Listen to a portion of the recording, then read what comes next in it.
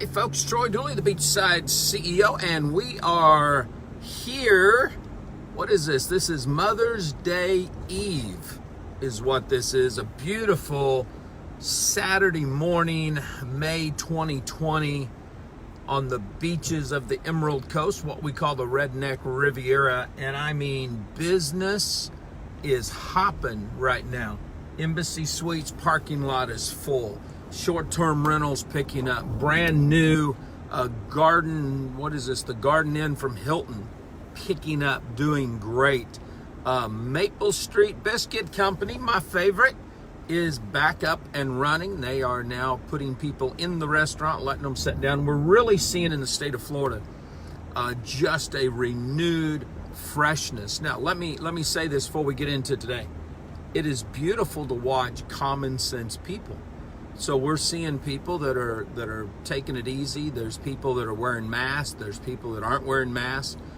People are keeping their distance. I shot a podcast and a video yesterday with a wonderful friend of mine, my pastor, somebody that's on my personal board of directors, my mastermind, and we set the tables up of good 6 feet apart, did the stuff that we needed to do. People are using common sense, and it's just fun, but people are also getting back to the normal. And I want to touch on this a little bit because everywhere that I have gone, up and down the Emerald Coast during this pandemic, the majority of the economy, what we call the backbone of America, hasn't changed whatsoever. Construction was still going on. A lot of businesses and a lot of individuals took time to do some outside work on their buildings, redo their parking lots. The State Department here, we've got a main highway, Highway 98, cranking through, going.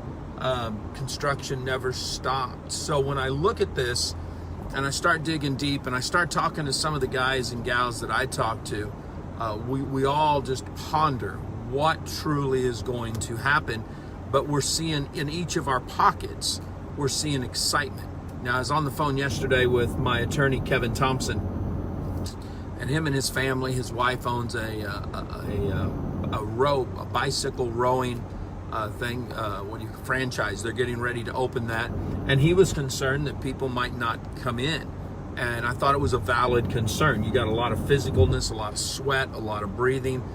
But honestly, down here, we're seeing our fitness gyms open back up, and people are, the parking lots look full.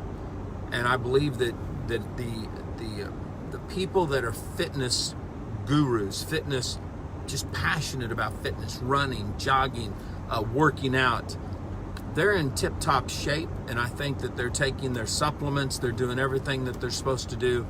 And the more I've thought this through, the more I realize they don't stop going to the gym in the wintertime.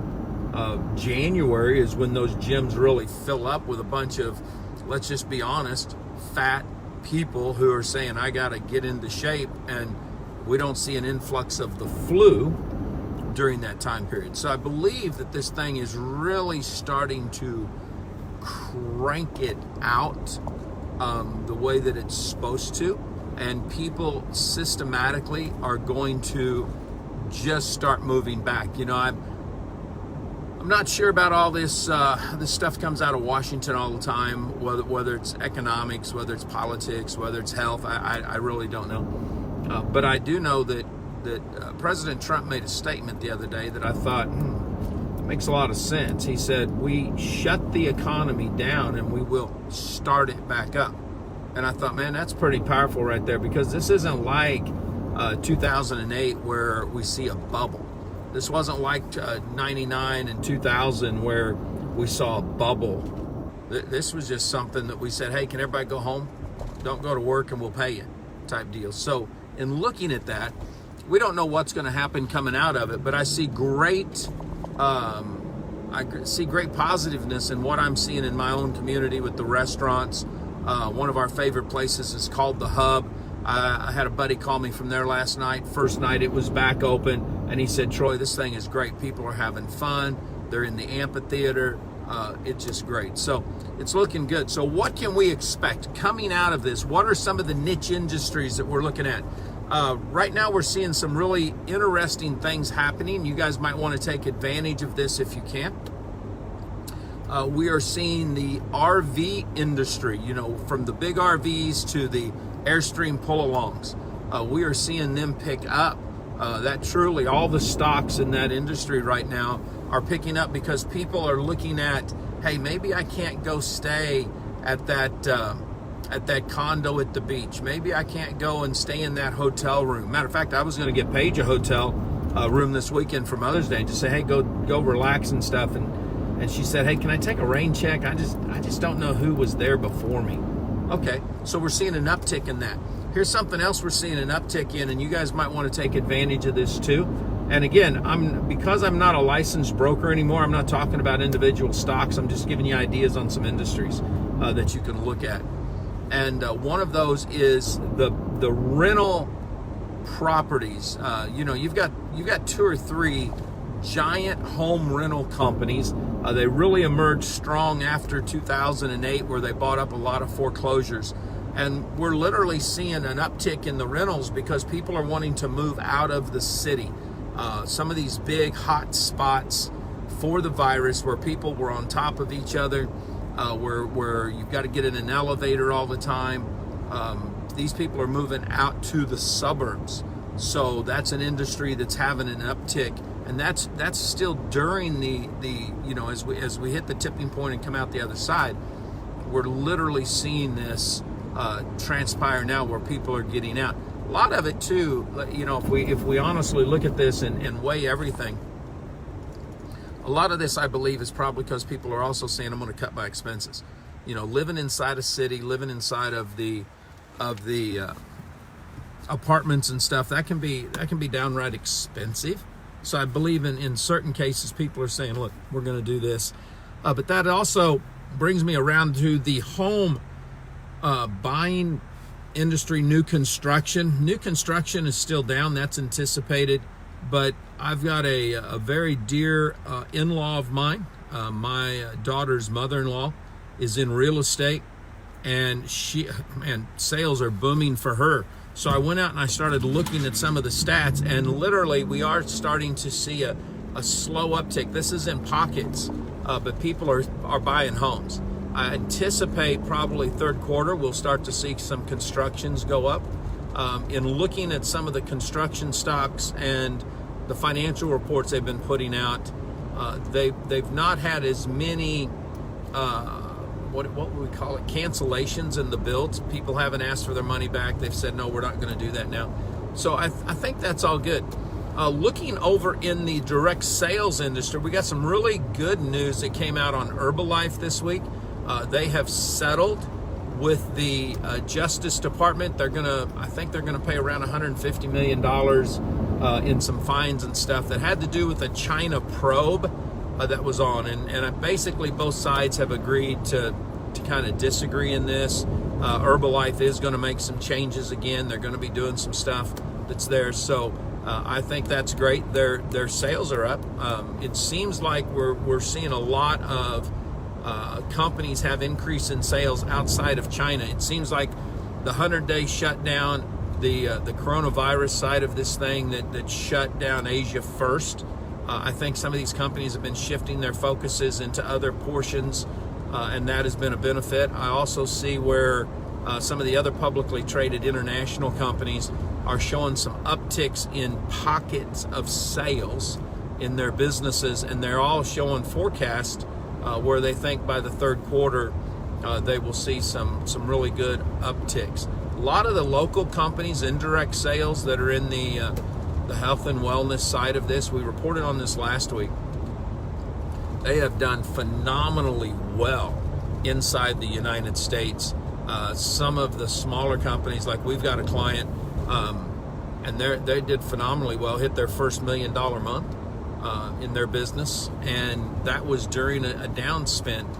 As I was talking to Thompson yesterday on the phone, one of his clients, I can't disclose the client, literally was amazed. They're in the skincare, And he said when he was talking to the owner, what they found is that with some of the men that are home from work, they're taking pay cuts, they're doing stuff like that. The women in the family have really been able to pick up their game, pick up their business, because dad's been home to help out with the kids. So they're seeing an uptick, not just in healthcare, but at least in this company, seeing an uptick in their cosmetics and their skincare. So we're gonna be digging in this week to some of the other industries with indirect sales as a whole that we did not anticipate seeing an uptick in, because this could be really good news, and this is something that we would want to cover because we saw this back in late 40s, early 50s, during the probably mid 40s. Really, really cool women empowerment, if you will. The men were off at war. Listen, that's not sexist. That's the fact that women didn't get to fight behind enemy lines, and we were in a major war at the time. Really exploded, really took off in a major, major way during that time period. And I think we're going to see the same thing right now. I think that we're going to see with this shift in culture where people are saying, look, maybe I like working from home. Maybe this freelancer gig economy type deal, this is pretty good. Maybe my side hustle can now really take off. I think we're going to see that. I think we're going to see a shift in some of the ways companies pay employees. I think they're going to say, look, I don't ever want to go through this again. I want to downsize now. So we're going to go to, we're going to 1099 you. I know the St. Joe Corporation, one of the largest, if not the largest landholder in Florida, did that in their entertainment division several years ago, and took all of their internal event planners, made them 1099 and told them go out and do other business too, but we want to keep you on staff. So we're going to see a shift. There's a huge shift in the culture that's taking place. The economy is definitely shifting. But when you look at the numbers that came out this week, and I talked about this on a podcast earlier this week, when you look at the numbers, we thought we were going to be at around 17% unemployment. When the actual figures came in yesterday, I believe it was yesterday, it might have been Thursday, we're at 14.4% unemployment. I think it's the highest unemployment rate we've ever had, higher than the Great Depression. If not, it's right at it. It may be the second highest because we're right there. But here's what we've got to look at. That means that you have 86% of the population that's working. And studying that, when I'm back and looking at that, we also, during a lot of these other times where we've had unemployment, we had no jobs being out there. There was nothing, and there was no. It was just a. It was a shrinking of the economy. Here, we didn't have a shrinking of the economy. Actually, the economy was still in an upward tick. We just had a shut off of the economy. So if you have 14% of the people that are unemployed, and at last count, here's what we had. I think that's around 30 million people out of work. But what we're seeing is people that are not wanting to go back to work because they're getting that additional pop from the government, additional $600 a week. I believe when that runs out, we're going to start seeing people go back to work because we have millions of jobs available. When you look at all of the different industries right now that are hiring, you have the delivery business, the fast food business, the hospitality, I guess is what we'd call that. Domino's needs 100,000 drivers. Pizza Hut needs 40,000 new employees. Amazon needs over 100,000. Walmart needs over 100,000. I believe that what we're seeing here is a slowdown. We're seeing high unemployment numbers because people just don't need to go back to work. I definitely believe we're going to see some shrinkage in some of the niches out there. Understand, we may be the only economy that has a sub-economy that allows people to go into business, make millions of dollars a year, doing nothing more than selling cupcakes, having a bakery. And I mean, when you look at this, it's like, wow, that really is kind of interesting. We've not had that in the past. you didn't have these niches. Everybody just went to the local cafe. They went to wherever their favorite place was and they got this stuff. Now we're seeing complete shifts. And so when you look at the main backbone of the economy, it seems to still be going in a pretty steady fashion, not without its hiccups, so don't get me wrong here. But I think you're going to see a lot of guys that are coming out of high school, coming out of college, they're going to realize, wow, the trucking industry never shut down. I'm going to go get me a job as a trucker because that looks like it might be a little bit recession-proof. They're going to look at this and say, you know, there's always going to be the need for CPAs, for accounting people. I can do that freelance. I'm going to go get a job. I'm going to go do this. Some of these, we've had several new direct sales companies launching during this time period. A lot of esports. Matter of fact, one of our largest clients right now is an esports company, and they are on the uptick because people are having to stay at home. So we're seeing from Mark Cuban to NFL teams right now getting into the esports in a big way. NASCAR is starting to put simulations out. We're going to see an uptick there. So that's going to show something big. Matter of fact, on that esports things, the Olympics now are looking to add that to the Olympics because science has shown that that is a true sport. Guys are really, and gals, don't get me wrong, but 89% of guys are pushing this thing hard. At least 20 colleges now have scholarships for esports. So when we look at this, well, I know I did this, maybe you didn't, but I did. I tell those boys, get off the doggone consoles and get outside and ride your bike.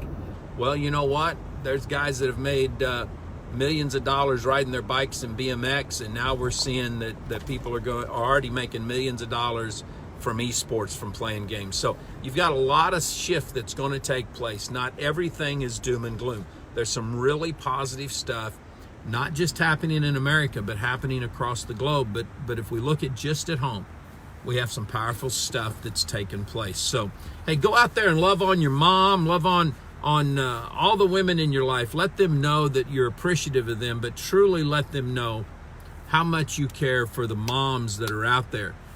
It doesn't matter if you're gay, straight, transgender, maybe you're a mixture of all that crap because you don't know what you are. Hey, the one thing we all have in common is we all came from a mom.